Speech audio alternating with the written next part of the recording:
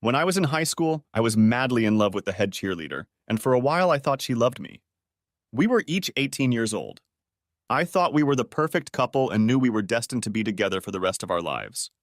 Throughout the school year, you couldn't put a piece of paper between us. That's how close we were. One evening in May, I happened to drive past her car in the school parking lot. I couldn't figure out why her car was parked there, because she was supposed to be with the cheerleaders at a baseball game that night. As I approached the car, it seemed to be shaking. Looking out the window, my world came crashing down. The love of my life was having fun with some idiot. As I raced down the road, wandering without purpose, some part of me considered jerking the steering wheel sharply to the right. There were plenty of trees I could crash into. But I didn't and headed home. Perhaps my folks would have some good advice on how to deal with my broken heart. When I got home, my parents weren't there. Instead, there was a note that they were going out on one of their dates and would be home late. It was as if a shroud of sadness had descended on me. I went into my father's office and tried the door of the gun safe. I knew it held his birdshot gun, a double-barreled Beretta 12-gauge, and a service pistol left over from his days on the police force. My father's precaution in locking up his firearms may have saved my life that night. I was that upset. Now, as an adult, thinking back on that night, I wonder why it affected me so much. But the teenage brain is not noted for its rationality, and what seems insignificant to an adult can be overwhelming to an 18-year-old. I laid down on my bed, waiting for my parents to return, but fell asleep. I woke up the next morning, still dressed and covered with a blanket. When I opened the window shade, the light of the morning sun streamed into the room. It was a gorgeous spring day. As I walked down the stairs and into the kitchen, I saw my mom making breakfast and my dad reading the newspaper with an unchanging cup of coffee in his hand. You could tell from their looks and body language that the date night was a success. These two people still loved each other after 25 years of marriage. I was overcome with shame at the thought of how hurt they would be if, when they came home, they found the bloody, lifeless body of one of their children. The three of us spent the next hour talking. I was lucky to have that kind of relationship with my parents. I left the table with a deeper understanding of my own importance and plans for the near future. I didn't say another word to the girl. Any attempt by her to speak to me was met with icy silence. I thought about it, but I didn't even ask her to return the expensive necklace I had given her the previous month for her 18th birthday. A necklace I had spent a month's salary on while working part-time at the local grocery store. After a week of this treatment, she stood at my front door with tears in her eyes. My grandmother was in the house that day and opened the door. After listening to the girl's pleas, my grandmother simply said, "What are you waiting for, young lady? You've been caught having fun with another guy? My grandson is not going to stand by and make a fool of himself. You better get on with your life because Jeff did." With those words, she closed the door. It was too late to find a date to prom. My ex-girlfriend went with that creep. I don't know if they had a good time at the dance, but their classes after prom. When he got them replaced, I'm sure the sugar in the gas tank may have further delayed their fun. This story had a lasting impact on me. I became a little colder, less emotional, and vowed to never be a jerk again. More than one blossoming love interest was cut short when I felt a girl couldn't be relied upon for fidelity. 10 years later. Jeff, what the hell is this? My wife, Emma, stood over my chair, holding a piece of notebook paper in one hand and a used book in the other. I hadn't had time to read this book, recently purchased online from a used bookseller, and it was sitting in the bookcase with the others on my to-read shelf.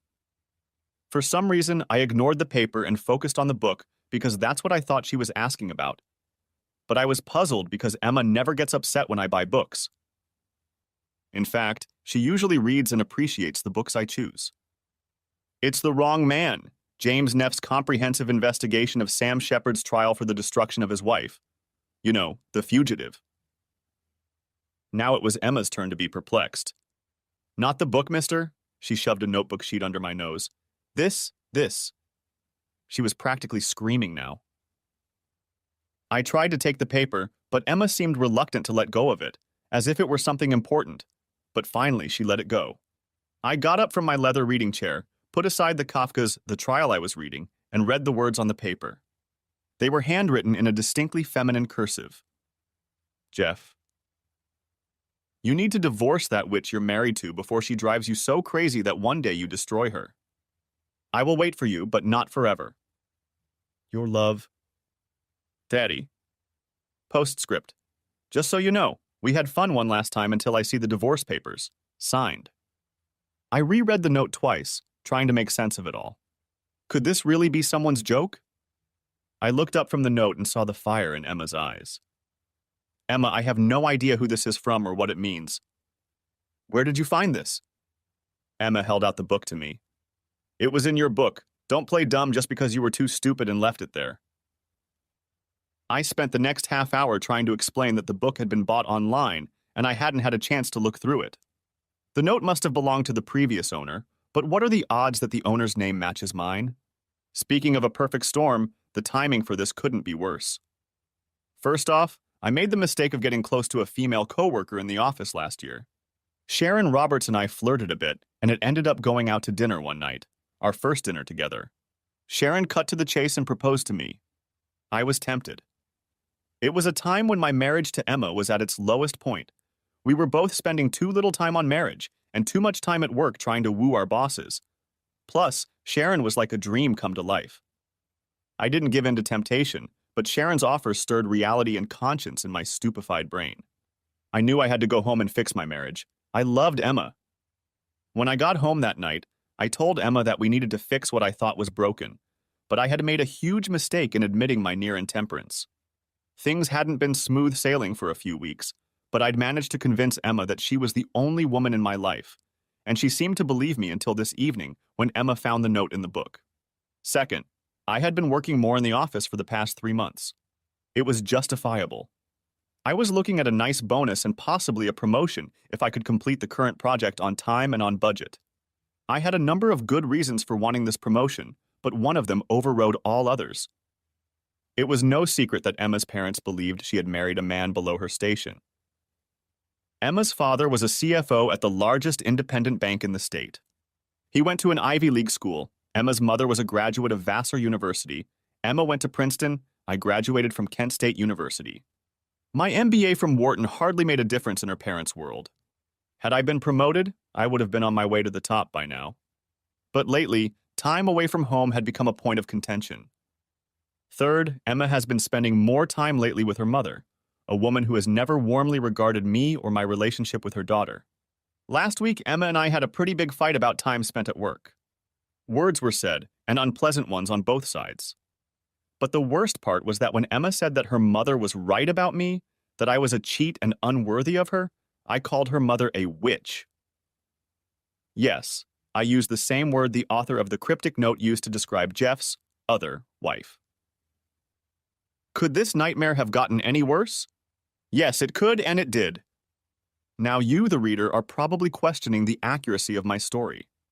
Many of you, and almost all of the women reading, are thinking, give up, you've been caught. But I swear I'm innocent. I ended up falling asleep on the couch, never being able to convince Emma that the note wasn't mine. Emma locked our bedroom door. On Thursday, I went to work and told my boss that I needed to give up a little extra hours. He is divorced himself and said he understood me. I brought Emma a bouquet of flowers. At least she didn't throw them in the trash and even thanked me when she put them in the vase. We slept together that night, but the frost in the air persisted. By Friday evening, things still hadn't thawed out. Emma decided to spend the weekend at her parents' house. That wouldn't help. I asked Emma not to go, but she said she needed time to cool down and think. I almost said that her mother was the last person she should be with to cool down and think about it, but I knew enough to keep silent. No sense in turning her against herself, which always happened when it came to her in-laws. I spent the weekend looking at those flowers and thinking about what would help repair my marriage. I took long walks with our dog Samson and thought a lot about how much I really love Emma. Saturday night, I sent her a text. Would you consider counseling? The reply was short. We'll talk when I get home Sunday night. Sunday came and went. Sunday night, I received a second message. Drank too much at dinner. We'll be home Monday. I started to get angry. I was innocent, damn it. I knew a weekend at her mom's was a bad idea. On Monday, Emma came home early in the morning, just before I left for work. I got an unconvincing kiss and a "I'll talk to you tonight," after which she ran upstairs to change for her job. I worked a full day on Monday, but left work in time to make Chinese takeout in time for her to get Chinese food ready by the time she walked through the door at 7. The meal was quiet, not friendly, but relatively polite. We opened the fortune cookies, I poured a couple glasses of aperitif, and Emma started the conversation. Jeff, I don't trust you, and that's not the best attitude to have toward your husband. Mom says I should suck it up and leave. Let's leave your mother out of this conversation. You know she never liked me. Let's limit it to what you and I need. I need space and time to think. I suggest you move into the spare bedroom until we get everything sorted out. I hated that idea. What married couple solves problems by sleeping in separate rooms? What about what I suggested? Counseling? Maybe, but not right now. Right now, I need time to think for myself. I couldn't help myself. Does think for yourself include your mother? My mom only wishes me well. If I need to talk to my mom, I will. That was the end of it. I moved my stuff into the spare room and never got to sleep that night. Looking back, first, a little backstory. I met Emma when I was doing consulting work for a non-governmental organization, NGO, where she was an intern. It was the year after I graduated from Wharton, one of the big four accounting firms hired me, and after my first year I was assigned to help the NGO with their computer systems. It was a pro bono job.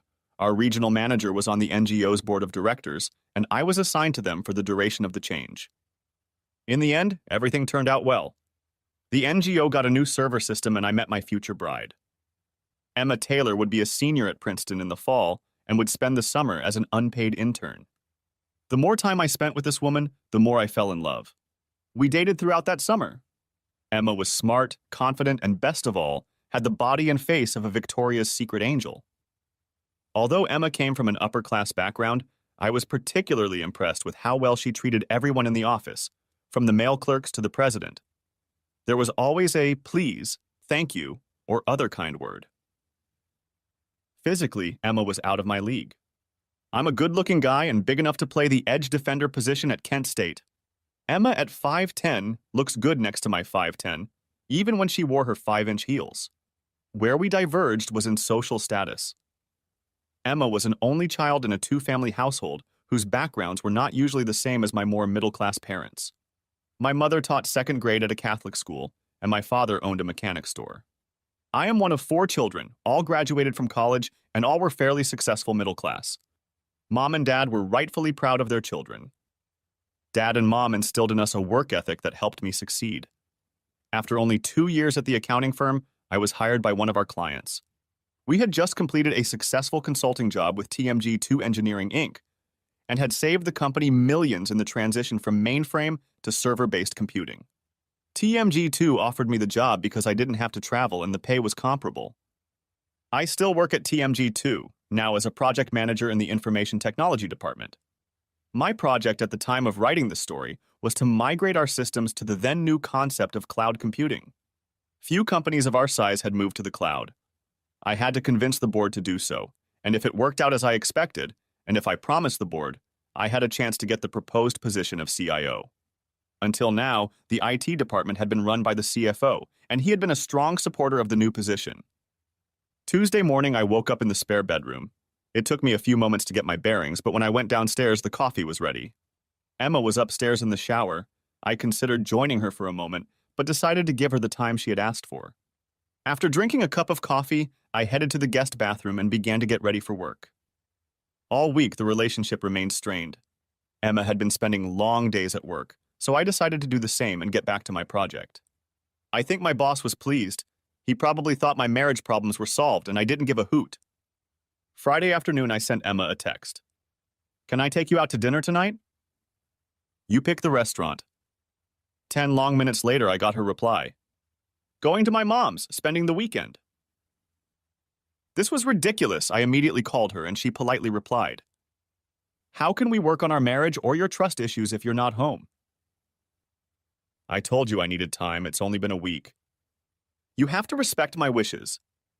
I tried my best to remain calm and made my case to her for staying the weekend, but all my arguments went unheeded. She finally agreed to consider my third request for counseling. Will I see you before you leave for Manhattan tonight? No, I've already packed my bags. I'll probably be back Monday night. I'll stay the weekend and go straight to work from New York. Another weekend, just Samson and me. 2 more days of me trying to figure out how to fix what was broken. On Saturday, I had an idea. I found the number of the used bookstore where I'd bought The Wrong Man and talked to the salesperson. "Hello, I bought a used copy of The Wrong Man from your store. You shipped it to me 3 weeks ago." Inside was a romantic note written by someone named Jeff, which is also my name. My wife found the note and is accusing me of having an affair. I need to speak to Jeff, who the book belonged to. The salesman had the nerve to laugh. "Man, what are the odds? A book called The Wrong Man, owned by 2 guys named Jeff, and even with a love note inside." The clerk was pissing me off. "Look, this isn't funny. My wife needs assurances that I'm not the Jeff who got the note from this woman. Does your system track buyers and sellers?" "Yes, if the guy is registered with us. A lot of people who sell us their used books have accounts and are in our system. But I can't give you a name or phone number. What if you take my name and phone number and contact the other Jeff and ask him to call me?" "I can do that. What's your name so I can trace the book?" "Jeff Parker." "As in the author?" I was puzzled. "What author?" He laughed again. "T. Jefferson Parker. He writes mysteries."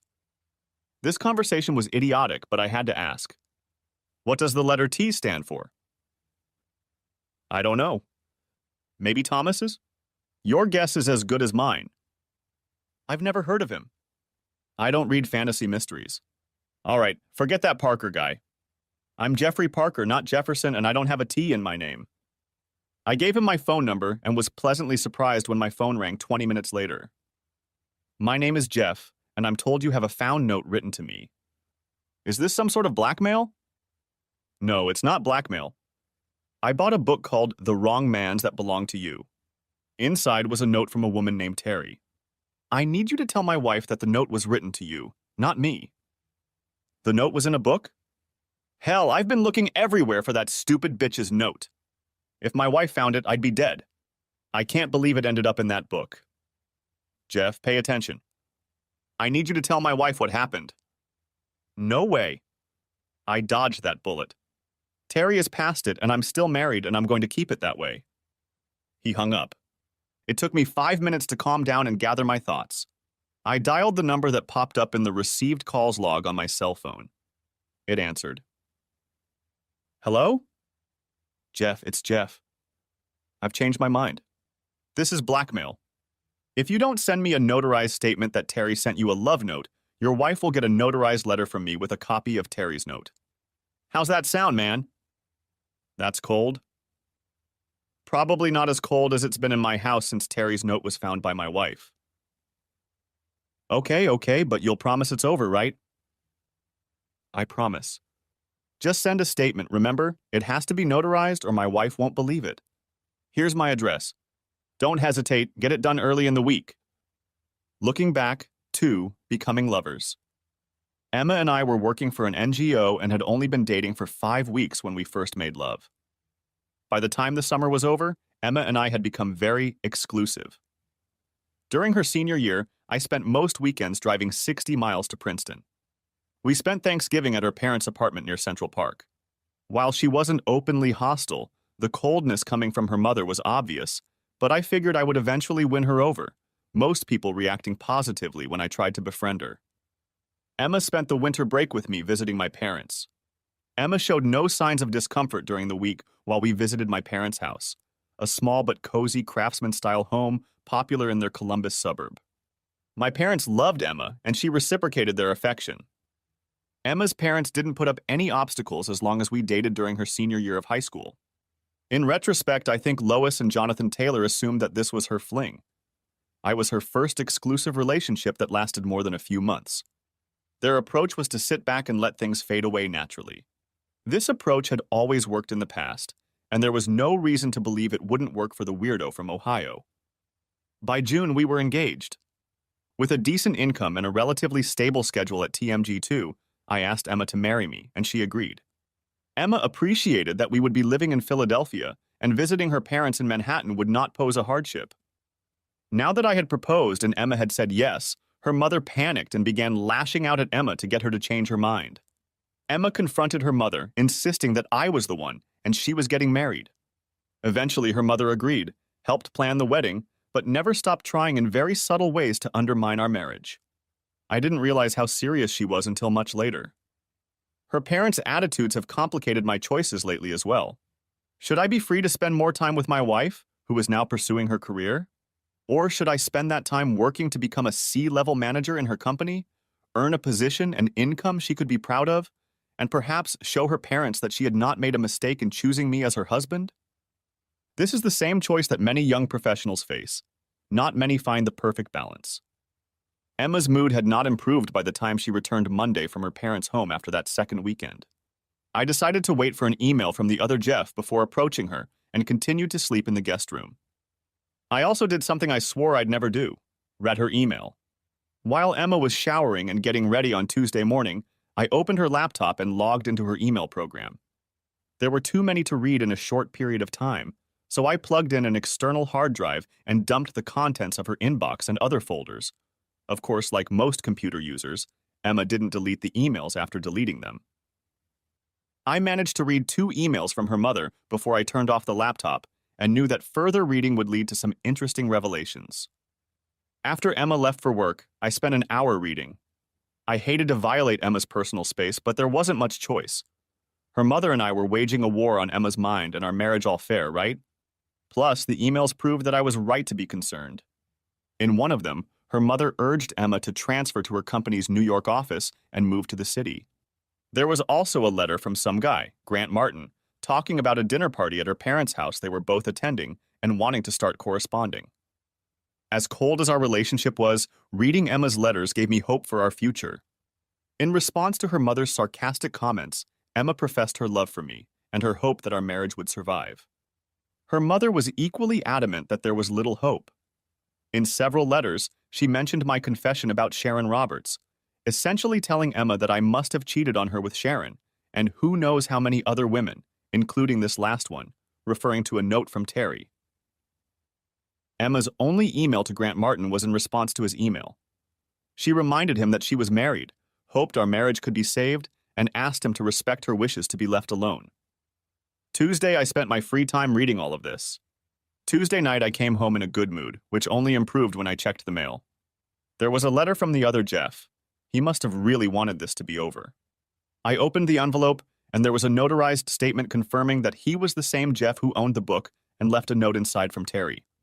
He even apologized for the trouble it had caused.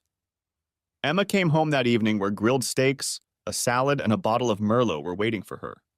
We ate before I handed her a letter from the other Jeff. When Emma read the letter, her eyes clouded over. She got up from her chair, sat on my lap, and kissed me. "That makes me very happy, Jeff. Almost as happy as I am to have you back in my arms. It's been too long. Would you like a glass of wine?" "Yes, Jeff. There should be a bottle of Chardonnay in the refrigerator. Would you mind pouring me a glass?" "Sure. Is there any water?" "No, I don't want to urinate all night. Just wine, thanks." I went down to the kitchen, poured her some wine, and got myself a beer. I set the wine on the nightstand. I could see the determination on Emma's face as I lay down next to her. "You don't know what it's like, Jeff. Wondering if your mother and father love you or if you're just another fashion accessory of society. Think about how differently you were raised. How your mother and father accepted me into their lives, even when I first met them. Then compare that to how my mother and father treat you." I interrupted her. "They never liked me." Emma gave me her look, the same one she gave me when I interrupted her. "You think it's just you? How many times have you seen any warmth toward me, their own daughter?" I had to admit it was rare, but assumed it was a reaction to her marrying me. I remained silent and nodded for her to continue. "Now imagine you're a young girl and your parents react this way to your presence. And when you turn 10, they send you to boarding school. I never thought they didn't like you. I only assumed they were treating you the way they've always treated me, with cold indifference. Tell me, Emma, what has this to do with our love and marriage? Why has it suddenly become important to you?" "Because 3 or 4 months ago, my mom called me and we went out to lunch. Mom said she wanted to build the relationship and was sorry that we had drifted apart. She threw an emotional lifeline into our relationship, and I'll admit I wanted that. Since then, she and I have spent more time together. She told me how proud she was that I graduated from Princeton with a bachelor's degree and was very complimentary of my career. I told my mom that we were thinking of starting a family. Admittedly, she advised me to wait. My mother said that was what caused her career to crash when my father insisted she get pregnant. She thinks she was too young to have a child, and that's one of the reasons we were never close. She blames her father for this and says you are doing the same thing to me, making me lose my individuality and fulfillment. I was struck by that last statement. Emma, that's too ironic. Last year, you were the one who talked about starting a family. When I hesitated, you decided we should get a dog to test our paternal instincts, as you put it. We got Samson, and I realized a few months ago that we were ready, that we would make great parents. And now your mom says I want you to get pregnant and walk barefoot in the kitchen? She didn't say that. It's the same thing. Emma, it sounds like Lois is driving a wedge between us. Yes, we talked about starting a family. I started to raise my voice, which is never a good thing. Emma responded. Mom only wants what's best for me. For the second time in 2 weeks, Emma uttered those exact words. I was reminded of the movie The Stepford Wives, in which all the wives were dutiful slaves to their husbands. Was I suddenly dealing with a Stepford daughter? I need this, Jeff. I need a relationship with at least one of my parents. You've been spoiled your whole life. 2 loving parents, 3 loving siblings. I need a mom in my life. I almost asked, what about us? But realized it was better not to ask, because in the mood Emma was in right now, she would take it as selfishness on my part. Besides, I had to be careful. The last thing I could afford was to give a tip on what I'd learned from reading her letters, but I had to ask. Is there someone else, Emma? Emma sat up and looked me straight in the face, her eyes burning into mine. Hell no, Jeff. No, I would never cheat on you. I had to defend myself. I'm worried about this whole weekend in New York. I'm worried because you're an attractive woman, and I know your parents have an active social life. I know that men are bound to like you and ask you out on dates. Was that too much to say? Emma's reply didn't sound suspicious. I've only been to one dinner party my parents threw last weekend at their house. One of my dad's coworkers was there, but you don't have to worry. He wasn't there as a setup. I remained silent and only responded by putting my arm around her shoulders and kissing her. My bottle of beer and Emma's wine glass were already empty. I turned off the nightlight and we exchanged I love yous. I rolled over onto my back and closed my eyes, hoping to get some sleep so I could at least forget my fears for a couple hours. So much for magical reconciliation, I thought to myself. The next night, I checked Emma's phone while she was making dinner. Damn, 2 calls from her mom today, and both lasted over 30 minutes. I was totally screwed. During dinner, I decided to take a chance. Emma, would you like to spend the weekend at the coast? I can get a room on Fire Island. Emma had the grace to make a guilty look. I'm sorry, Jeff. My mom called today and she has 2 tickets to see The Merchant of Venice with Al Pacino. She asked me to join her Saturday night. Can we go to the shore next weekend, please? Yes, of course. Next weekend. At least I slept in my bed again. We slept together, but we didn't make love. Thursday morning, I made my decision. I had the email addresses of my mother-in-law and Grant Martin, and with them the war was about to rage on. For what I did next, I would be fired, unable to work in any IT department, and possibly go to jail, if I got caught.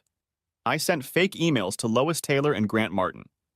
Both emails turned out to be from a well-known online business and contained a link that, when opened, would infect both computers with 2 different viruses. One virus would allow me remote access to each computer, and the other was a keylogging virus that would record everything typed on the keyboard, including user IDs and passwords. Grant Martin and Lois Taylor, like many other people who have been scammed, will never know that their computers were infected. Looking back, 3, marriage. Our wedding was as any person raised in high society would expect. Despite Lois Taylor's feelings for me and her hostility toward the union, it was her time to put on a show. My parents, brother and sisters were there with their spouses and children, but we kept the other guests to a minimum. Mr. and Mrs. Taylor showed no such restraint. Every Tom, Dick, and Harry was invited and probably attended. What a farce. One thing surprised me to the core. Jonathan Taylor was leading Emma down the aisle. Tears seemed to be in his eyes. He gave her hand to me and for the first time said something directly to me. Quietly, so quietly that no one could hear him over the organ playing Mendelssohn, he said, "Please take care of her." That was all until he turned to sit next to the Ice Maiden, my new mother-in-law. The reception was being held at their country club. I tried my best to smile at all the phonies who showed up to suck up to my in-laws. I think my mom, dad, brothers, and sisters rolled their eyes often enough and hard enough to get whiplash. At one point, my dad, brother, and two of my sister's husbands cornered me. My dad said it best. "Jeff, Emma is a damn sweet and beautiful woman, but good luck with your new family." All four of us laughed, toasting to my happiness. The first few years of our marriage were wonderful. Ups and downs, but both Emma and I enjoyed success in our chosen careers and eventually managed to find a decent balance between work and fun. I suppose her parents had called a truce. Since we lived in Philadelphia, far enough away from Manhattan that constant interruptions were inconvenient, the truce held until very recently. Recently, we'd even started talking about kids, but being overeducated and overcompensated city dwellers, we did what every couple does in a similar situation. We got a dog to make sure we were ready for parenthood. Next came the big decision: rescue dog or pure breed. We spent probably as much time discussing our choice as we did buying our first apartment. In the end, we compromised, which meant we got a puppy that Emma fell in love with while spending a weekend traveling through Finger Lakes wine country. Samson was the friendliest of the litter, consisting of a Labrador mom and an unknown male dog. Of course, now I have to mimic all the other dog owners, companions, and go on for hours about why Samson is the smartest and sweetest dog ever, but let's keep it short and just say it's true. You'll have to take my word for it. After a year of living with Samson, we realized we were ready for kids. Emma was ready to drop the pill when the shit hit the fan. By Thursday night, Grant and Lois had opened my fake emails and both computers were infected with 2 viruses. I was now able to read all of their emails. What I learned blew my mind. Grant Martin was having an affair with Emma's mother. There were no heartfelt expressions of passion or love, just a few letters arranging secret meetings. I didn't have time Thursday night or Friday to dig through the various folders. I needed to focus on my project at work, but I did find a very important letter from Lois to Grant. Grant, I've enclosed with this letter the e-tickets for Saturday's play. Try to remember this isn't a date for Emma. You're just doing me a favor by taking Emma when I pretend to be sick on Saturday. Good luck, be as charming as ever, and she'll start to realize what a loser she married. Lois, I opened the attachment and found a PDF with 2 tickets for Saturday's performance of The Merchant of Venice. This email only added to the mystery. If my mother-in-law is having fun with Grant Martin, why is she setting him up on a date with Emma? I'm not usually known for my dodgy mind, so perhaps the answer was unfathomable to my straightforward brain. I decided to go to New York and find out for myself how far this could go. I set Samson up for an overnight stay at a local kennel and slept very soundly. The morning after Emma left, I took the Amtrak train to Manhattan and began to consider my options. I still loved Emma and thought there had to be some way to save our marriage. By the time I arrived at Penn Station, I had a plan of action ready. I bought a Yankees cap and baseball jacket, a cheap camera, and a bag of almonds. When I had 2 hours to spare, I walked into a grocery store on 43rd Street that served an excellent Reuben. I tried not to drink too much coffee or water. It could have been a long night. At 6:30, I sat on a park bench across the street from her parents' house. I hadn't been sitting there more than 15 minutes when I heard a voice beside me. "What agency are you from?" I turned around and saw a pretty woman standing there. "What do you mean?" "Well, you're obviously keeping an eye on this building. I assume you're following someone." "So what detective agency do you work for?" "I don't work for an agency. My wife's parents live there, and I think she's planning to go on a date with another man tonight. I'm just watching to see if she'll go for it or not." "I'm sorry to hear that. But it explains why you're such a bad judge of character. Look, don't be so obvious, and what kind of camera is that? You'd have to be 20 feet away from them to get a single clear shot." She unzipped her coat to show me a nice Canon with a zoom lens. "Here, step back to me. When you see your wife, point at her. I'll take a couple decent pictures for you." "Why would you help me?" "For the $100 you'll give me when I email them to you." "Believe me, they'll be worth your money." "What makes you think I'm following someone?" Because a quarter of the residents of this part of the park are private detectives keeping an eye on one of those 4 buildings across the street. Plus the Yankees cap. All the private detectives who come to town take a Yankees or Mets cap, thinking that's how they'll fit in. I took you for a small-town PI, chasing a deadbeat wife. But I didn't think you'd turn out to be an asshole husband. Her words hurt, but she continued her monologue. This part of town is a hotbed of crooks and a gold mine for detectives. Too much money and too little morality. Everyone here is entitled. I'm watching the building next to yours, waiting for some rich lawyer to walk out the door with his mistress. His wife is out of town and hired us to get some evidence of what he's up to. Perhaps he has a prenup. I'll still be here tonight to capture the two of them coming back from dinner. It's going to be a long night. She held out her hand. I'm Karen with an E. I watched Emma's building while my new friend talked. Men and women were going in and out, the doorman opening the front door and the doors of cabs or limos for the tenants. I didn't know what Grant looked like, so all I had to do was wait for Emma to come out of the door and see who she was with. As soon as Karen finished her introduction, Emma came out with a man I assumed was Grant. There they are. Karen picked up her camera and clicked the shutter a few times. She was so damn fast. She must have gotten at least 4 shots before they got in the cab and drove south. Gotcha! Now what? Now I focus on the building next door. From what I can tell, it's a little early for them. Let's go over here and sit for a minute. We went and sat on a park bench across from the neighboring building. First things first. If you send me your email address, I'll send pictures. It'll cost you $100. If you want, I'll take some pictures when they come back, and if I can get them, are you willing to part with another $100? Sure. Okay, here's the thing. If you give me the asshole's name, for another $300, I'll do a little digging and give you a little information. If we do that, we have to sign a contract to make it legal. I'll sign a contract with your agency? No, I'm a freelancer. Today I'm working as a contractor for the agency the lawyer's wife hired. And it's okay for me to hire you and not the agency? Yes. As long as it doesn't interfere with my contract work, I can mind my own business. It's not a conflict. I texted Karen my email address and Grant's full name. We chatted for a while. For some reason, I told Karen the whole background of why I was trying to save a marriage that seemed to be in deep shit. Karen turned out to be a great listener. My curiosity got the best of me. How did this petite lady end up as a private investigator?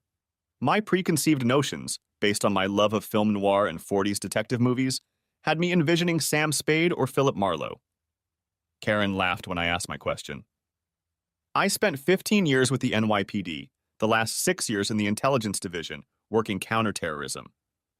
I was shot in the leg, lost everything below the knee, and ended up on disability. She bent over and pulled up her pant leg. Hell, it was a prosthetic. Decided to use what I learned to make some money, but also set my own work schedule. It's working out so far. I rarely work weekends like I did today. This was a special favor for a friend at the agency. As she spoke, Karen pulled out her camera again and started snapping pictures of the couple getting into the limo across the street. Are you going to follow them to the restaurant? No, it's probably not the kind of place where you can get something without getting caught. I'll grab a bite to eat on the next street over and then sit here and wait for them to come back. 9 times out of 10, these couples have dinner and then go back to the love nest for the night. Not much romance in these cases. So what does the mistress get besides food? You'd be surprised. Some of these women earn as much as a good secretary. You just have to be willing to sell your soul. No thanks. What about the wives? Probably half our business. Some poor guy working 60 hours a week ends up guessing that some clown gets most or all of what should be his. Want to know the worst cases? It's when the DNA comes back and the kids turn out not to be his. It always ends in nuclear war. I once had a client who broke into his ex-wife's house, sat on her bed, and blew his brains out. That must have touched her conscience. No, it didn't. That poor guy didn't know his wife was out of town. The body was found by the damn housekeeper. By the time the ex came home after a spa week in Cannes, the house was clean, the walls repainted. Not many happy endings in this business. We sat for another minute after that, me thinking deeply about whether my story was going to end badly. I wasn't going to blow my brains out, but if we divorced, I would miss my wife. Look, don't get me wrong. If you're going to get a snack, can I get one? She looked at me for a moment before answering. No, Jeff. Go on home. I'm going to meet my husband at the diner. I already texted him and he'll be there in 10 minutes. Karen pointed her ring finger. What a detective I am. I didn't even notice the ring. We got up from the park bench and started to walk around. I noticed now that I was limping a little. I guess I was fixated on myself, wallowing in self-pity. I decided to talk about something other than myself. It must be hard being married when you see all that ugliness. Does it affect your marriage? It affects a lot of my coworkers. Some can't deal with all the crap they see. I'm very lucky. My husband Bill knows what I go through at work. He does both small and big things to make sure I know I'm loved. Take tonight, for example. I know his mom is watching our 2 boys, so he can meet me here and have a quick dinner together. We kept walking and talking. As we approached the diner, I made out the silhouette of a large man. As we got closer, I realized that Bill was a very trim and handsome man.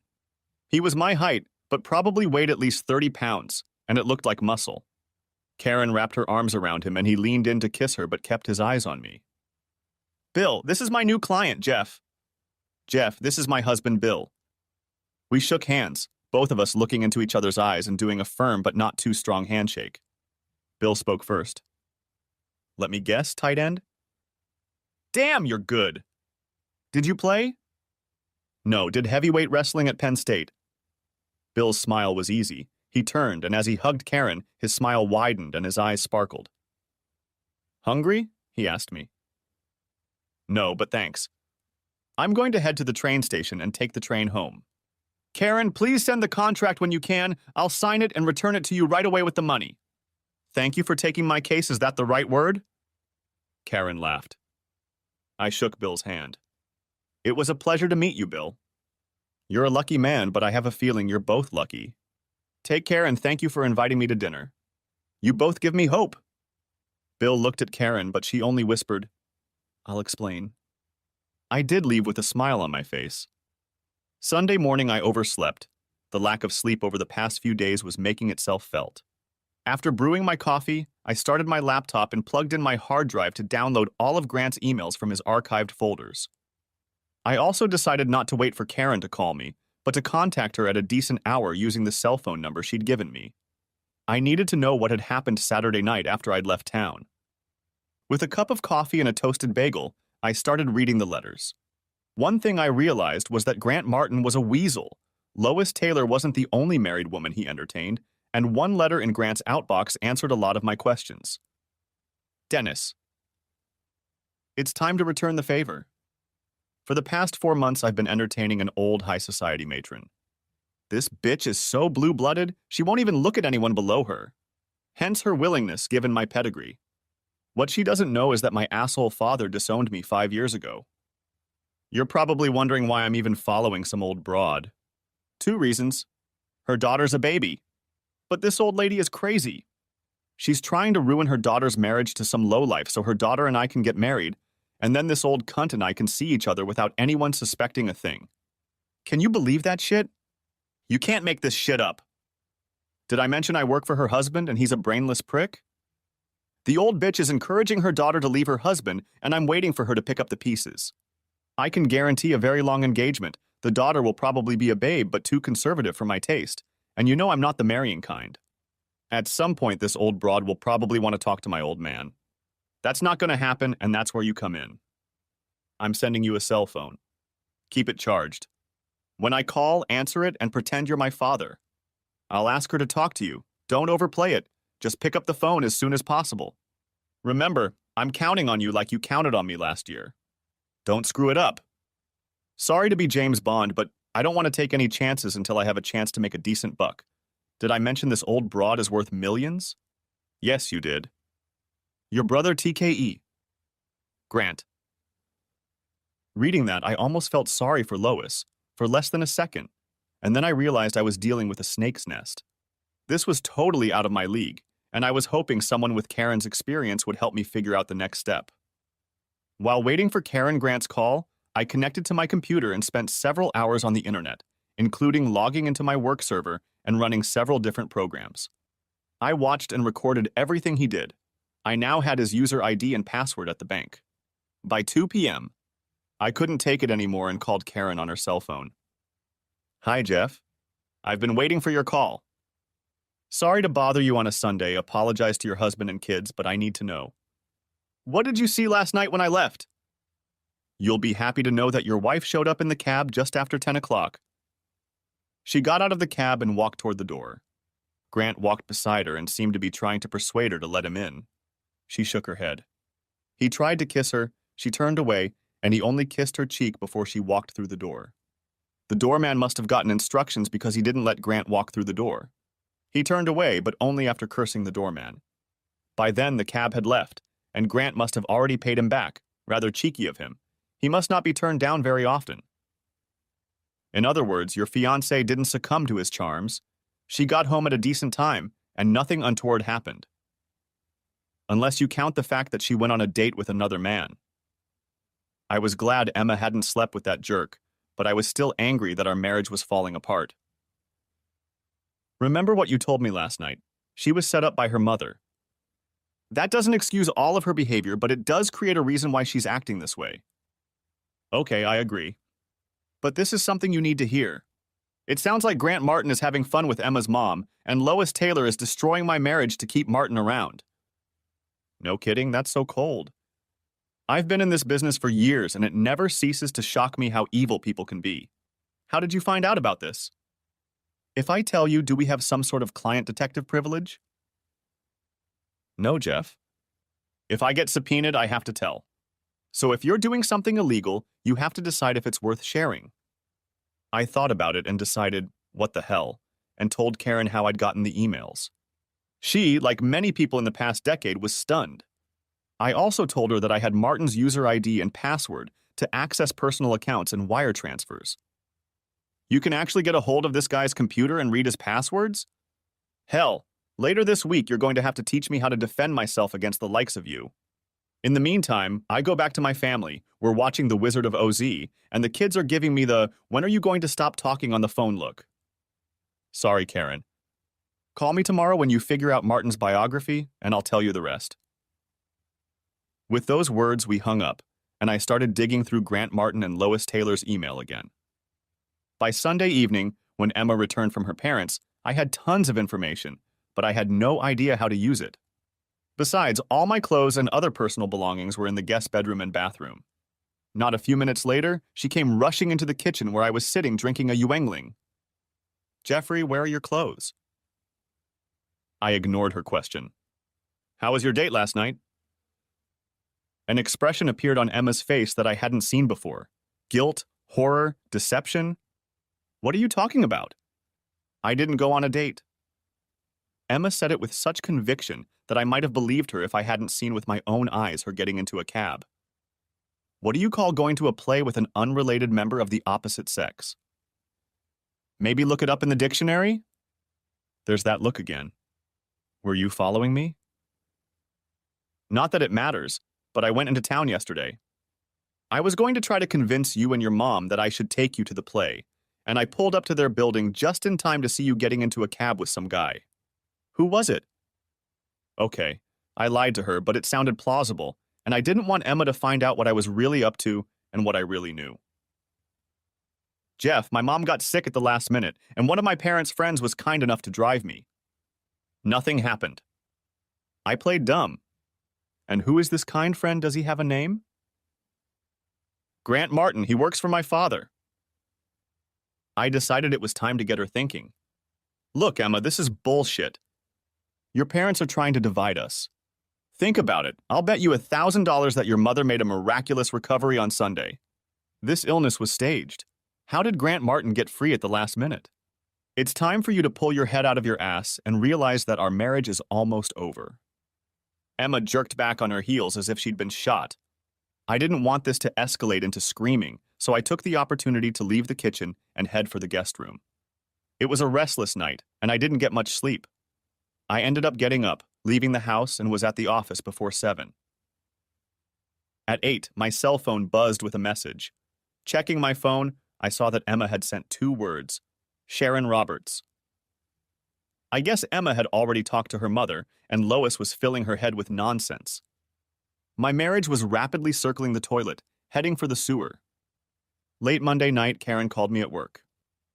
Are you somewhere so we can talk privately? I closed my office door. Yes, I'm in my office. What's up? First, tell me again about Grant Martin's position at the bank. I figured you already had it all down, so I focused on the non-work issues. I lowered my gaze to my notes.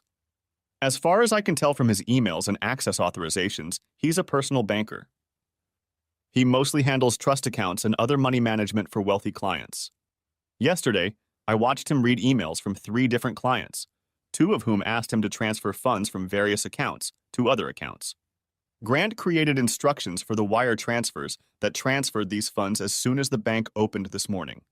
The money was supposed to be transferred this morning. I will be able to confirm this later today when I get to my computer at home. I don't want to use my work computer for that. Did any of those transfers go to foreign banks? One was to an account in France. Some rich kid was studying in Paris and his father sent money for tuition, room and board. Karen seemed to think for a few seconds, and there was silence on the line. Then she began to recount what she had managed to find out so far. I spent the morning gathering dirt on our friend. First of all, the guy was having problems in college. I haven't been able to figure it out yet, but it was so bad that his family practically disowned him. He moved to New York to get away from everything that happened out west. Then I talked to a friend in the NYPD. It turned out that last year a college buddy of Martin's had stayed with him for a long weekend. This buddy, Dennis Riley, picked up a young girl at a bar and brought her to Martin's apartment. The girl had a little too much to drink and asked Riley to call her a cab. Riley refused and began to impose on the woman. When Riley fell asleep, the woman left the apartment and went to the local precinct and filed a report against Riley. The police investigate, but Riley claims it was consensual. Martin supports Riley. Martin signs a statement accusing the woman. Martin even claims that the woman hit on him after Riley went to bed. He says that's why she was so angry. When it's 2 against 1, the DA refuses to press charges against Riley. The cops wanted to charge the son of a bitch, but the DA said it would be a waste of time and money. So this guy gets away with it because Martin confirms his version of events? About right. I picked up Grant's letter to Dennis and read the first sentence to Karen. Karen paused for a second before replying. Looks like Riley owes Martin a big debt of gratitude for lying to him. How do you feel about doing some damage to those 2 assholes? One who rapes a woman and one who lies to get away with it? No doubt about it. What's on your mind? Last night you told me how you managed to get hold of Martin's computer. How good are you? I mean, do you think you can open foreign accounts using his identity? Given his position in the bank, do you think you can transfer his clients' funds? I have computer technical knowledge, but no knowledge of how to open an account. And how illegal do you propose to make it? I don't want to be involved in the theft of funds. If we do it right, no one will lose money. I think we can wrap this guy up tight, but it's something we have to discuss in person. Can you meet tomorrow night? I'd like to bring a friend with me. Karen, I'm sorry, but I have to ask. Why are you doing this without any monetary gain? I agreed to pay you a few thousand just to watch Emma on Saturday night and dig up dirt on Grant Martin. Now all of a sudden we're opening accounts, transferring money and all that. What's in it for you? Because I can't afford to pay you more and I certainly can't afford to get caught or go to jail. This is personal, Jeff. Some asshole gave me something to drink and then took advantage of me. I was too embarrassed when I woke up to call the police or go to the hospital. When my roommate returned from her trip home that weekend, she found me crying in our room with no lights on. She convinced me to go to the hospital and the police. Unfortunately, by the time I was checked, there was no sign of it in my system. That was years ago. There are better tests now. I filed a complaint against the boy anyway, but it was he said, she said, and it didn't work out. So to answer your question, I'm doing this for that girl who was abused by Dennis Riley. She deserves to know that not every asshole gets away with it, and Grant Martin is going down for contributing to Riley. They're both scumbags. Karen's voice changed as she told her story. Obviously, it still caused her heartache. I had only known Karen for a few days, having spent less than 3 hours with her on Saturday night and on the phone, but I already knew that I would help her bring these scumbags to justice. As my grandmother used to say, Sometimes putting yourself on the line, even if you're breaking the law, is the right thing to do. Before we hung up, Karen told me to send everything I dug up on Martin's computer. Bank accounts, loans, mortgages, etc. I told her she'd get it all tonight. We arranged a time and place to meet on Tuesday night. I made an excuse to Emma that I was working late, but it didn't matter as we danced around each other, hardly spoke and slept in separate bedrooms. Tuesday night, I met up with Karen at a quiet pub. As promised, she had a friend with her. Karen introduced him only as Hank. If I had to guess, Hank was a former employee of one of the alphabet agencies, most likely from Langley. After I told Hank that I now had access to Grant Martin's computer and his personal and professional banking systems, he and Karen told me their plan. First, we buy an airline ticket to Dubai for Martin using his credit card. Second, open an account in Dubai for Martin. I'll give you instructions. Dubai is one of the most friendly havens for illicit funds since the Swiss got so much trouble from the U.S. Treasury. Third, arrange for wire transfers of several million to accounts in Dubai to be sent early in the day. This is where I interrupted Hank and turned to Karen. Wait, I said no stealing. Hank answered for Karen. We will make sure none of the funds leave the country. You will make one very minor error in the instructions for transferring the money. That mistake will delay the transfer and it will look like Martin tried to steal but screwed up. Okay? I thought for a moment, then decided. Okay. So what's next? According to what you found, Martin has a line of credit on the house with over $100,000 unused. He also has another $60,000 in a brokerage account. Both of those accounts are going to be compromised. 2 wire transfers to an account in Dubai, but they'll go through without error. Do you have a problem with that? Not if it's his money going overseas. Good, if he's being milked dry on this side of the Atlantic, it'll prevent him from getting decent representation, which will go a long way toward helping us get his douchey buddy Dennis Riley in order. Karen took this opportunity to add the next step. And here's the final step. You send a letter from Grant to Dennis. Here, read this. Karen held out the proffered letter to me. Dennis. Forget rich old broad, I've got bigger fish to fry. By tomorrow, I'll be rich enough to last a long time, at least until I find another old broad with more money than brains. That means leaving the country, but there's nothing here worth sticking around for. In a way, I have you to blame or thank, depending on how things work out. I got a call today from some investigator asking questions about your adventure last year. You should have learned your lesson at the University of Southern California like I did. Get Sleet's approval before you spout that shit, because next time I won't be around to lie for you. I'll contact you and let you know where I land. I'm sure the feds will be monitoring this email after tomorrow, so don't bother responding. I will delete this letter as soon as it is posted. I suggest you do the same. Your brother TKE. Grant. I finished reading and looked up, smiling. From what I've read in his letters to friends, you've picked up on his style, especially his use of misogynistic language. What's this about the University of Southern California? Karen replied. I found out today why Martin's family disowned him. There were 2 assholes who took advantage of the situation. The girl had a few drinks at the party. She had a reputation for being easily accessible. The girl killed herself a week after the incident. The Martins paid the girl's family $250,000 to hush up the case, but also disavowed Grant for his involvement. Rumor has it that this wasn't the first time they'd kept Junior out of trouble with their money. Karen's story strengthened my resolve to put Martin and Riley away. Okay, with Hank's instructions I can do all that, but we need to make sure Grant is in his apartment and not at his computer when all this happens. How do we do that? Grant will be busy. Leave it up to us. Can you do it tomorrow night? No problem. What's going to happen on Thursday? We'll make sure Grant is arrested early Thursday morning, before he has a chance to look like he's going to work. It should look like he might as well be getting on a plane that morning. It's a pleasure to work with professionals. Both Karen and Hank were consummate professionals. Hank's guidance on each step led to the desired results. Grant opened a new account in Dubai. His credit card was used to purchase first-class tickets for a late morning flight to Dubai. The line of credit was set up, as was the brokerage account. The wires were due to ship Thursday morning. I picked one of Grant's wealthiest clients and arranged to have the $5 million transfer ready by Thursday morning. But there was one simple mistake in that wire.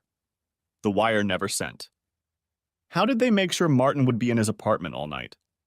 It was done with the help of an expensive escort that I assume Hank used in his former life working for Langley, or whoever. This hottie happened to bump into Grant as he was leaving work and convinced him that she should buy him a drink to apologize for being such a klutz. Grant, being a self-centered egomaniac, decided that it was his charming personality and good looks that convinced the young beauty to have one more drink in his apartment. That's where the experience in subterfuge came in. The woman said that she had once already been treated rudely by a guy who started out seemingly well. She swore it wouldn't happen again and demanded to see her ID. Grant decided, what the hell, and pulled out his driver's license. Everyone knows driver's licenses are bullshit. Half the people in this town carry a fake one, but just in case, show me your passport. If Grant had been thinking with anything other than his little head, he would have questioned the lady's logic. But he decided, what the hell again, walked to his office, opened his desk, took out his passport and held it out to her. She looked at it defiantly, even flipped through the stamped pages, making cute remarks. Oh, Spain, how great. I just love Ibiza. She closed the book, put it on the hall table, grabbed Grant's tie and dragged him to bed. Grant Martin opened his door at 8 o'clock Thursday morning to find two of New York's finest detectives on the other side. Despite his protestations of innocence, he was, figuratively speaking, tied up in a little bough. It didn't help that the two detectives noticed Grant's passport lying on a table in the hallway. Going somewhere, Mr. Martin? The detective asked, handcuffing Grant. Of course, Grant knew he'd been set up. He just didn't know who or how. No one he'd ever entertained had that knowledge, at least not that he could recognize. All traces of the viruses on his computer and Lois's computer had been erased from their systems. To make sure of that, I had sent a command to wipe his hard drive even before the police showed up that fateful morning. It looked as if Grant had done it himself to erase all traces of his crimes. Eventually, the police contacted Grant's internet service provider to get copies of his emails, and that's where they found an email to Dennis, confessing to giving the cops a false statement and a fake email to Riley explaining his plans to leave the country with the illegally gained money. Karen's contacts at the police department turned out to be quite cooperative. They offered to drop the charges related to his previous false statement if Grant would testify against Dennis. Like the scumbag that he is, Grant went along with the deal, and Dennis Riley was extradited back to New York to face the charges. Of course, when Dennis found out about Grant's treachery, the two jackals turned on each other, and it was a delight to hear them cut each other to pieces. Grant Martin received no support from his family. Funny how his mother and father spent so much money to get him out of trouble when he was guilty, but didn't lift a finger when he was actually innocent of the crime. No matter how much he protested his innocence, he was found guilty of theft and other related charges. Grant Martin would spend the next 4 years in prison. With the help of Grant's testimony, Dennis Riley was sentenced to 10 years. By the time Grant testified, he and Riley hated each other so much that Grant was particularly outspoken. Grant's refusal to help, despite the woman's screams, did not reflect well on Grant, but the damage to Dennis Riley's defense was done. All of this happened over the course of the next year. While these events were unfolding, I had more personal issues to deal with. First, I needed to burn that bitch of a mother-in-law. On the afternoon of the day after Grant Martin's arrest, I made an appointment with my father-in-law. Mr. Taylor, I have some things to show you. Some of them will hurt Emma if I give them to her, if she believes me. Some might hurt you. I don't know you well enough to understand, but I'm sure you don't want your daughter to get hurt. So I am giving them to you to do with as you see fit. I have hired a private investigator to find out why my marriage has recently started to deteriorate. I have no idea how he obtained these materials, but I hope you will be as shocked by their contents as I am. I deliberately used only emails from Lois's account, not wanting anyone to know that I had access to Martin's computer, because he'd claim he'd been set up. Why back up his claims? Jonathan Taylor gingerly took the folder containing the letters from Lois to Grant from my hands. He leaned back in his chair and read for the next 15 minutes, interrupting his reading only to pour us both a cup of coffee from the carafe behind his desk. Maybe it's my inherent working-class snobbery, but I was impressed that he actually poured the coffee himself, rather than ringing some secret buzzer for the maid to come and do it. It wasn't the first time he surprised me that day. I think he did it to gather his thoughts, He looked particularly glum. After finishing the last page, he put the folder down and stared at me. I thought I asked you not to hurt my girl. Knowing that her mother used her in this way would hurt Emma. I'm sorry, sir. In that case, don't show it. I promise not to bring it up during our divorce. So you plan to divorce Emma? That would hurt her, too. Not my option, sir. Your wife seems hell-bent on ending my marriage to Emma, and right now she seems to be convincing Emma that it's the right thing to do. First of all, can we please stop with the soar? My name is Jonathan and my friends call me Jack. I can assume you don't want to call me Dad, so could you start calling me Jack? I was stunned, but old habits die hard. Yes, sir. He looked at me and smiled for just a second and then asked, Tell me more about it because I can't understand how Lois suddenly became so controlling of Emma. What happened? I told Jack what I had learned over the past 2 weeks. Lois told Emma that she gave up her career for Emma. That she was too young when she married and had Emma, and that you forbade her from pursuing a career. She put a big fat load of guilt on Emma. I captured Jack's attention and decided to lay it all out in the open. I'm sorry, but this next part may seem blatant. Emma doesn't think she had a relationship with you or her mother. When she saw the way my family socialized, she thought something was missing. All the trappings of wealth, writing lessons, schools in Europe, whatever, didn't make up for it. When her mother started paying attention to her, Emma jumped at the chance to have that relationship. I didn't know if I was out of line. Jack was hard to read, but I guess that's what makes him a successful businessman. He picked up a folder from his desk and suddenly turned into a real person. Do you have any idea what it's like to turn 60 and discover your life is shit? No, of course not. I'm just ranting now. Emma's mother gave up her career? What a joke. Only if they have openings for manicures and spa treatments. For years, I had to listen to her tell everyone about her dream as a young girl to play women's professional tennis. You actually have to play tennis well to make a living at it, and Lois, after 45 years of lessons, still can't make a backhand. All my adult life, I've spent 90% of my time working at this bank, doing everything I can to make it the most successful and reliable bank of its kind in the Northeast. That's the way I was raised. We were a different generation than you. Few of us are best friends with our wife. When we have free time, we head to the golf course to make connections that will help the business. I spend more time with my foursome of golfers than I do with my wife or daughter. And you know what? My wife wanted it. She showed no interest when I suggested she take golf lessons. She talked me out of it when I suggested taking up tennis.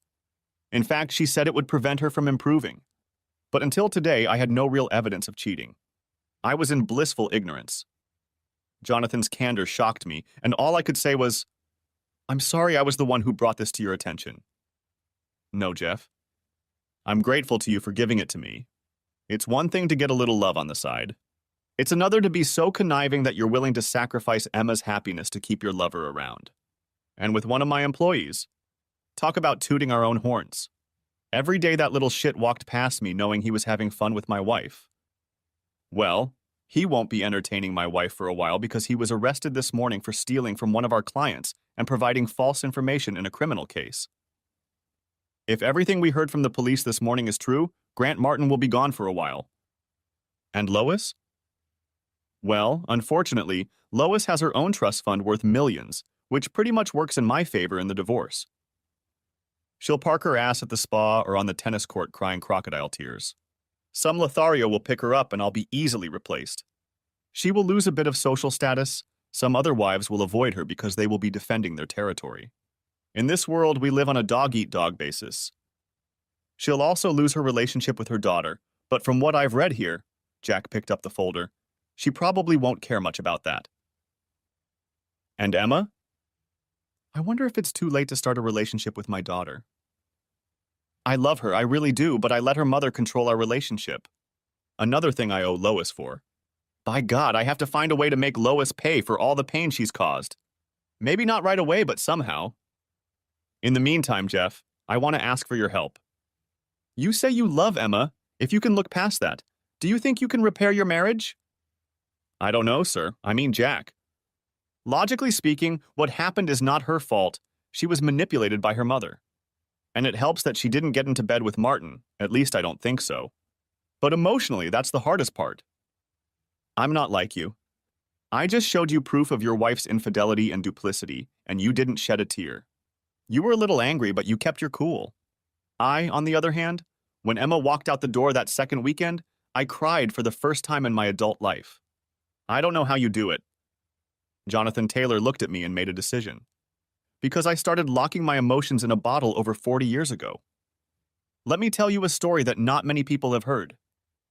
When I was fresh out of college, I enrolled in Navy flight school. It was tough, but I passed OCS. I was so proud of myself the day those stripes appeared on my uniform in front of my parents. I was going through flight training when my life became a living hell. I messed up and crashed. Broke both legs and my back, and my radar intercept officer, Ted Andrews, was killed. I spent 6 weeks in the hospital. When I was able to walk without crutches, I went to Ted's parents to apologize. I will never forget their faces as they looked at the man responsible for their son's death. I returned to the base a broken man. I cried for days. I was useless to the Navy. They gave me an honorable discharge and sent me home. My parents were kind. They placed no additional blame on me. They sent me to Harvard so I could get my MBA and put it all behind me. But not a week goes by that I don't think about what I should have done that day to prevent the accident. I wasn't drunk or hungover or anything like that. It was just a mistake that cost a man his life, and it was my mistake.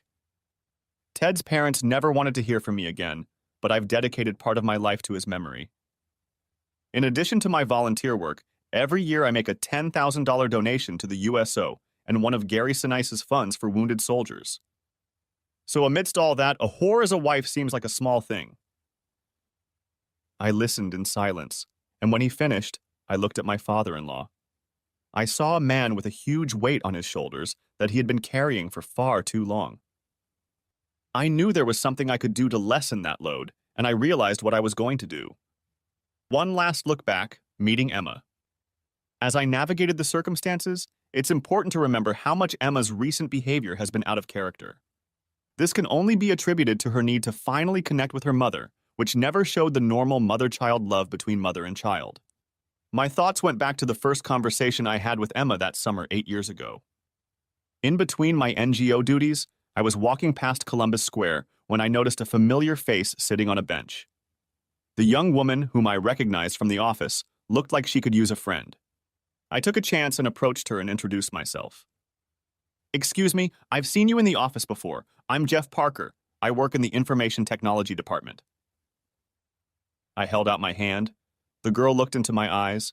There was a sign of recognition in them, but it was also obvious that she was crying. I felt embarrassed for disrupting a possibly private conversation. Instead, a hint of a smile appeared on her lips. "Yes, I saw you there. I'm Emma Taylor." She took my hand. "May I sit down, or do you want to be alone?" "No, please have a seat." I took another chance. "It's obvious you've been crying. Would you like to share?" Emma paused for a second. "Did you hear the news today about the 2 girls in Sudan?" One of the charities the NGO supported ran schools for girls in Sudan and other African and Middle Eastern countries. There, the girls were taught to read and write, as well as domestic skills and health education. Teaching women these skills did not always endear them to the local population. "No, I've been in the bank with the servers all day. It's the first time I've been out of the server room all day," she said. Yesterday in Juba, 2 sisters were dragged out of class by the girls' grandparents. They were upset that the girls' parents allowed them to read and write, claimed it was a plot by the West to turn the girls against Allah. This morning we received a report that the sisters had been mutilated and had had their clitoris removed. All this was done with the approval of the local imam. I didn't say a word in reply. I had heard of this barbaric practice among some Muslim tribes, but I had never heard of it being applied to women until today. Emma began to cry again, but then went on. "What I cannot understand is how people who claim to follow a God can think it right to destroy what that same God created." She paused. "Do you think we're doing some good out there? Or are we just creating a bigger mess?" "I won't pretend to know the answers to your questions, Emma. But my grandmother taught me something when I was a kid. I was visiting my grandparents on their farm when a big thunderstorm hit. We saw a big funnel cloud, and the 3 of us tried to corral all their chickens into the barn. There were probably 20 of the 25 chickens in the barn when Grandpa closed the door and told me to go to the basement. I started to protest, not understanding why we were abandoning the homeless. Grandma set me straight. If you try to save everyone, she said, you'll probably end up saving no one. Emma looked at me with her beautiful eyes. She was really listening to me with interest. I think you could apply your grandmother's philosophy to what your organization does. Try to save as many of these young women as possible from a life without hope. You'll never save them all, but you shouldn't lose sight of the positives while you're saving as many as you save. Your grandmother seems like a wise woman. But what do you mean by you? Don't you work for an NGO? Not exactly. I am under contract with KPMG. When I am done converting systems, I will go on another assignment with another company. That's the life of a consultant. In 2 months, I could be in California or Virginia. It must not be easy to make friendships. I can't imagine such a nomadic life. I've only lived in 2 places in my entire life, here in Manhattan and where I go to school in Princeton. Even my prep school was 5 miles from the university. You use the present tense. Are you still in school? Yes, I have 1 more year left at Princeton. I'm here as a summer intern. Does that mean you're working here without pay? Yes, but that's not a problem. One thing my father believes in is community service. He gives me a decent allowance on top of paying for school. Money isn't a big problem. When I graduate next spring, I'll have a chance to try living on my own, but for now I'll have to focus on my studies and helping out here as an intern. That must be great. As soon as I said that, I realized how sarcastic it might have sounded to her, but Emma didn't put it out there. Yeah, and I won't deny it. I have friends at school who have to watch every penny or borrow money to pay tuition and rent. Having a disposable income takes away the need to be a student. As Emma spoke, I realized how different this woman was from many of the wealthy people I'd met in Wharton and beyond. Over the course of our 30-minute conversation, Emma expressed sympathy for 2 strangers in Sudan and for her classmates at school. I later learned that on the same day we talked in the park, Emma had been hit by a cab on her way to work. She had a large bruise on her thigh, but that wasn't talked about until a few days later. This was a woman worth knowing, but before I could say a word, she surprised me again. Jeff, since you said it's hard to make friends while wandering the planet, would you like to have dinner with me sometime? Of course I said yes, and so began our friendship with Emma. A friendship that grew into a relationship that is now jeopardized by her mother's evil meddling. Leaving my father-in-law's office, I took the train and returned home. An hour later, Emma walked through the door to find dinner on the stove, a bottle of breathable Merlot, and a dozen red roses on the table. It took her a few moments to notice the 3 sets on the table. I see we're expecting guests. Who? Your father. My father? What about my mother? Has something happened to my mother? Please tell me. No, nothing happened to your mother. Your father and I just want to talk to you about some things. Go wash up, he'll be here any minute. Thank goodness Jack rang the bell right away. I don't think I would have been able to restrain Emma for long. Perhaps my plans for a quiet dinner were naive. The wine was poured and the pasta was on the plates. But as soon as we sat down at the table, Emma wanted to know why her father was here without her mother. Jack fell on his sword and began to tell Emma what her mother had been doing for the past few months. Emma became hysterical, crying, "No, no, no, no," until Jack led her out from the table and sat down with her on the couch, and Emma cried on his chest. I cleaned up the kitchen and let them have some alone time. I took Samson for a walk. When I returned half an hour later, Emma met me at the door, her eyes still red. Jeff, I'm so sorry. Please tell me you want to stay together. Please, Jeff. I want to, Emma. I never stopped loving you and I never wanted to be your husband. My biggest fear was that you changed your mind and were going to leave me. I was so stupid, but I told you how important it was for me to communicate with my mother. Now that's over with. What about your father? My father wants to mend the relationship, but he's afraid I'll be wary of his motives, given what happened with my mother. We'll take our time, but first he wants me to work on the damage I've done to our marriage. Father will be going on vacation soon. He'd like to take us both to an island in the Bahamas for as long as we can be free from work. He wants to get to know us both better. That's great, babe. We'll work out the details later, but for now, that's just great. Come on, let's go try to eat. I heated up dinner in the oven. The pasta isn't al dente anymore, but I'm sure it will be delicious. The three of us sat down at the table again and took the first step on the long road to healing. Old habits die hard, and my father-in-law was not affected. Despite his best intentions to take a full 2 weeks vacation and spend it with us on the island, it took almost a year. In the meantime, he spent almost every weekend with us, bonding with a daughter he regretted never really knowing. Like me, when Emma and I first met, he was pleasantly surprised that she turned out to be such a lovely, selfless girl. Having Jack become involved in our lives helped Emma recover from her mother's betrayal. Emma and I spent those months putting the pieces of our marriage back together. It was made easier by the fact that Emma had never cheated on me or lost her moral compass. The night of the play with Grant was chaste. Not that Grant wasn't trying his best to make something happen, it was just that he ran into the wrong woman, something he wasn't used to with all the horrors he usually tried to bed. We ended up spending a week with Emma and Jack on Cat Island in the Bahamas. Emma spent another 4 days after I left to be alone with her father, and I needed to get back to work because of new responsibilities. My project was completed on time and on budget. My reward was the coveted title of IT director, as well as a nice bonus and a pay raise. Speaking of bumps, Emma had to be convinced that she could still wear a bikini on the island, even with such a nice bust. Paul Jonathan Parker, named after both grandfathers, was born just over a year after that heated pasta dinner.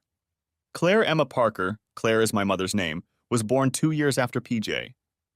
Jack retired when he turned 63 and does his best to spoil his grandchildren.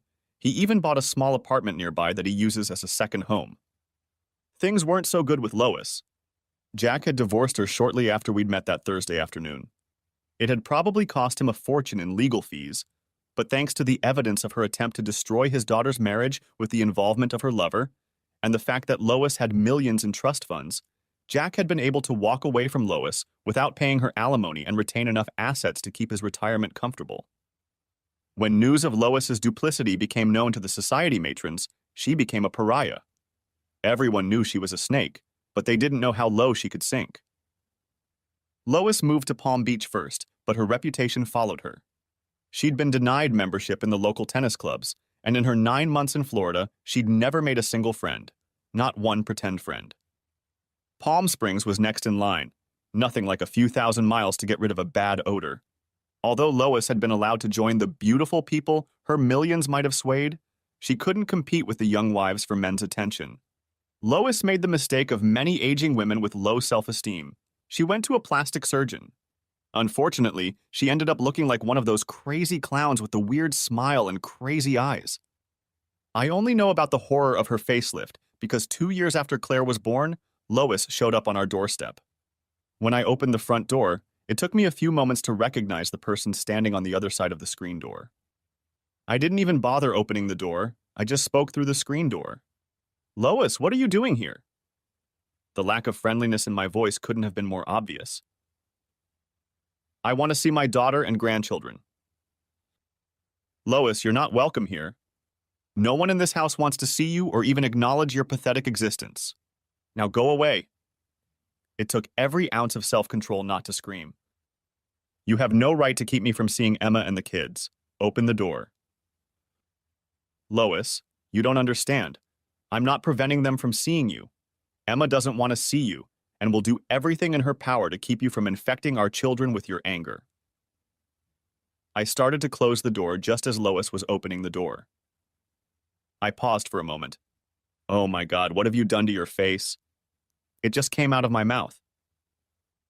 Lois was stunned by my comment long enough for me to close the door in time. She doesn't give up that easily.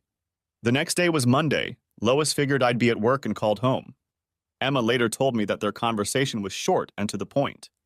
Emma confirmed that Lois was persona non grata in our house and around the kids. Lois offered Emma a carrot.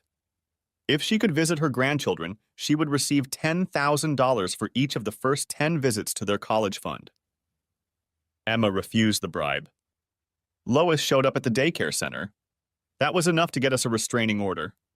Lois tried to call Jack and ask for his help, portraying, "We were married for 30 years, blah, blah, blah."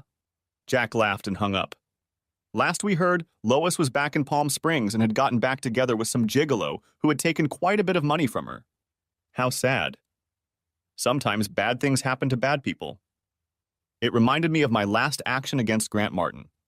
Using an assumed name, I sent Martin a letter. It was a short poem, only 8 sentences. It read, "He's innocent," your lawyer said. But the jury thought otherwise. For the crime that sent you to the bottom of the barrel. There are forces that come to the rescue. I'm innocent, you said again. But karma and justice went hand in hand. And now you realize, asshole, that you just screwed the wrong person. Thanks for watching. I hope you enjoyed it, so subscribe to my channel and watch the next video.